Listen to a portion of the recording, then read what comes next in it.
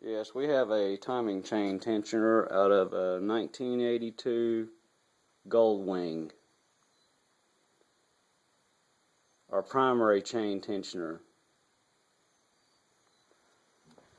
We have a problem with it from the factory. I found this little piece laying in the bottom of the engine under the sump filter. It took me about 22 hours to figure out where this piece went before pulling the engine apart. I found in my looking to find out where it goes right on here.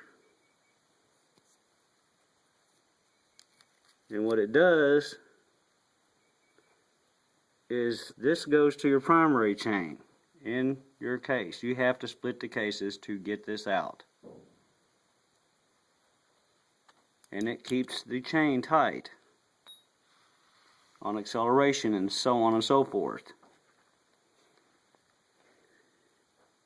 When you accelerate, this piece that has come off from the factory that is not welded very well or not enough to hold it has fallen off, which allows this to go past its point into the spring.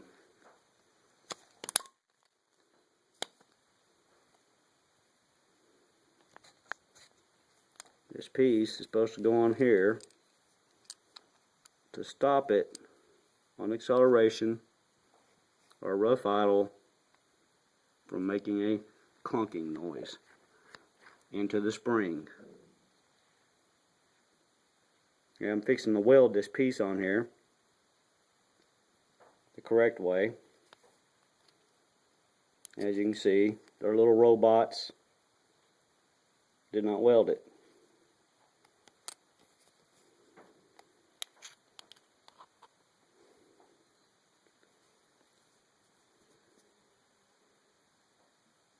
You can see the little metal thing that's from the robot isn't even melted to properly weld the pieces together. This side, all it did was change the color. It didn't even weld on that side of it.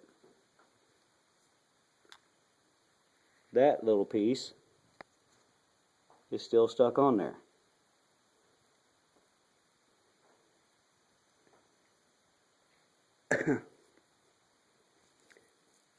I am surprised this piece did not fall off and lock the bike up in a turn or going down the freeway at a rate of speed in order to cause a major accident in life.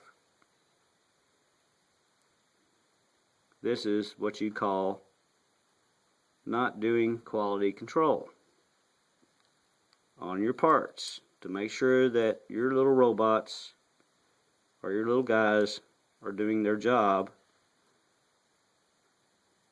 And I have a feeling there's more than one of these bikes that has this issue, because it's well talked about on the internet about this knocking noise on accelerations and poor idles.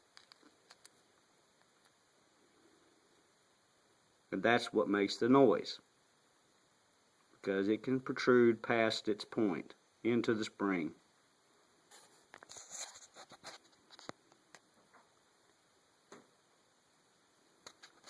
Here's a picture of the engine separated.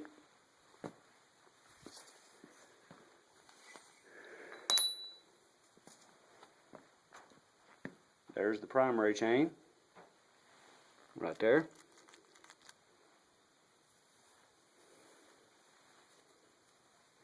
Here is the half of the case that the tensioner is bolted into.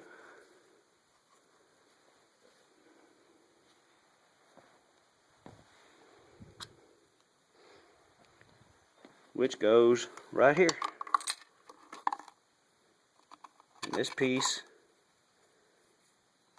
on this particular one happened to make it through all of the transmission gears and everything else without causing major damage or a lockup going down the road.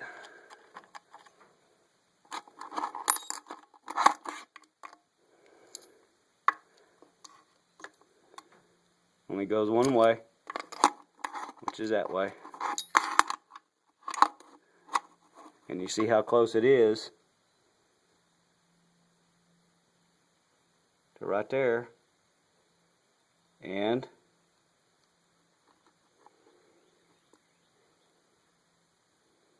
there is the bottom side of the engine. There's all those gears it bypassed.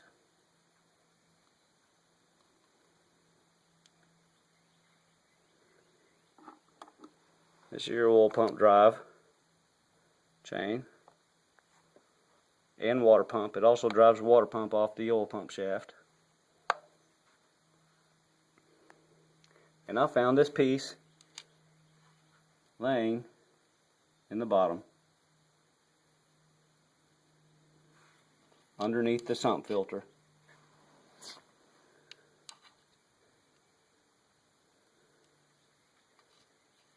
It was laying in the bottom like that underneath the sump filter.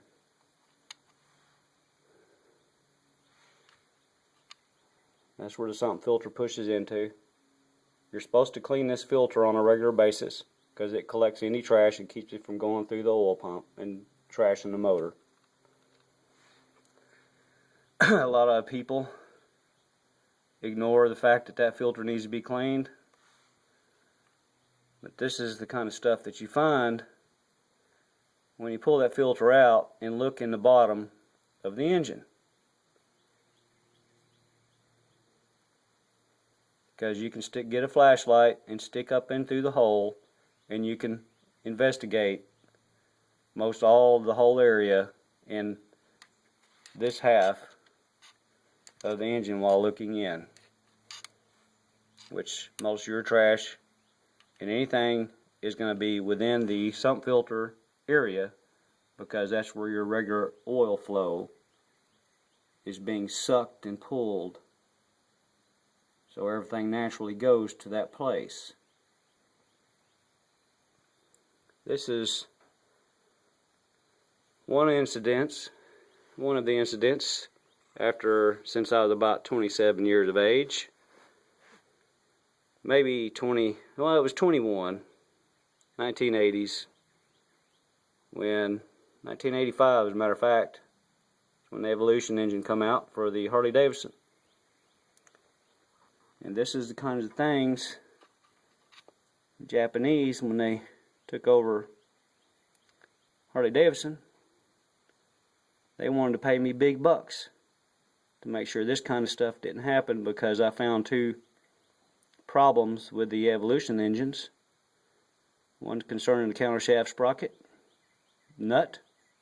The other one was concerning an extra bolt in the bottom of the oil pump, and the case was too thin, which had a hairline crack that leaked oil, brand spanking new. Maybe I should have took them up on their offer instead of wanting to drag race and party and chase girls. Thank you. This is what I have found. 1982 Goldwing, which is now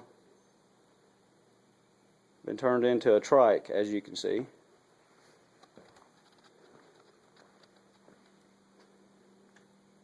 And 70-mile-an-hour idle cruiser.